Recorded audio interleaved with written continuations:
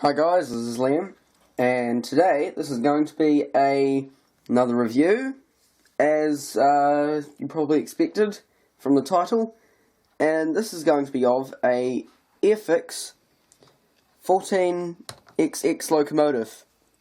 Now, I don't know how many of you will agree with me, but I'd have to say that the 14XXs would probably have to be one of, if not my favourite class of Great Western Loco. Probably there's a few of you out there who are into the Great Western nodding their heads at this, because they're such a nice looking engine, really. I mean, they're not really covered in ugly pipework or anything. They're very sort of swift looking, and so I was very pleased to get this into my hands. So yeah, now we'll just take a look at her. Right, so now you're looking at the Locomotive Up Close, and as you can see, she's in Great Western letters livery. Basically that livery was introduced in 1942. Also, that would explain why it's got the painted safety valve hood and the non-copper cap chimney, because that would have been during or post World War II. So that's quite nice. Her number is, of course, 1466. So that means that this loco is obviously based off the one at Didcot Museum. So where to start? Well, first of all, I actually got this locomotive off Theo, because he ended up getting hold of about 4 1400s. This was probably his third best one out of the 4, or second worst, you could say, because he was having trouble with it running, and he decided, seeing as he had 4, that if I could get this to go, it's a Christmas present from him to me. So I was, of course, very grateful, and I still am. And so, Theo, if you're watching this, which I assume you probably are, thank you very much. It's given me a lot of joy so far, and yes, a big thank you from me and the channel. So, first of all, maybe we'll start at the front.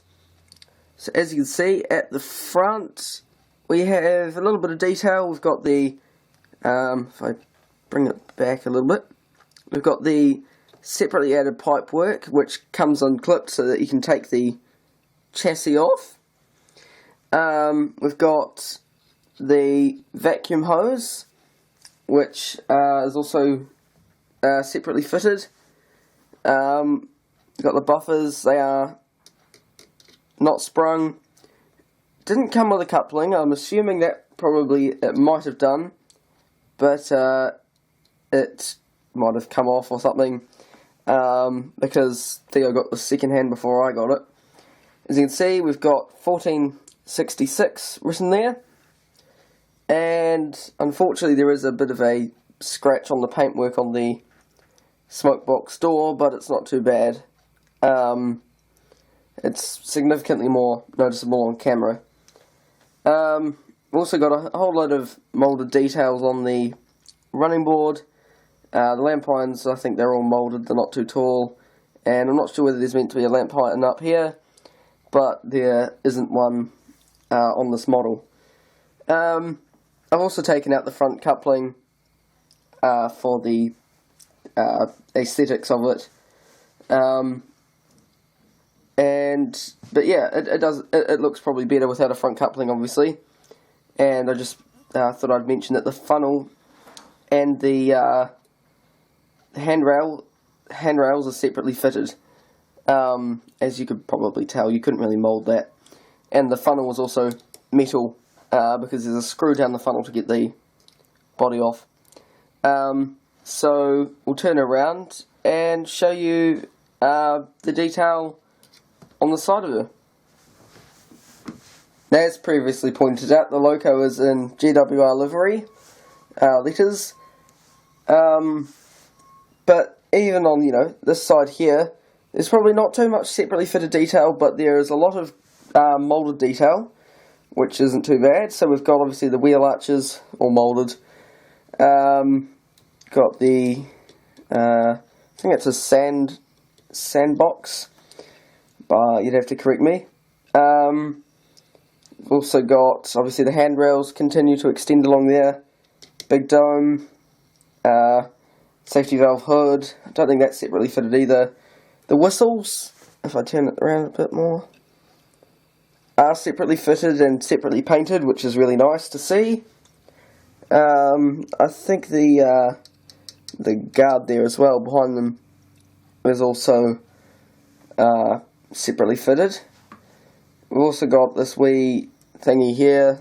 I'm not sure what that is. You'd have to maybe drop a comment and tell me what that is. Got the water filler cap, which is separately fitted.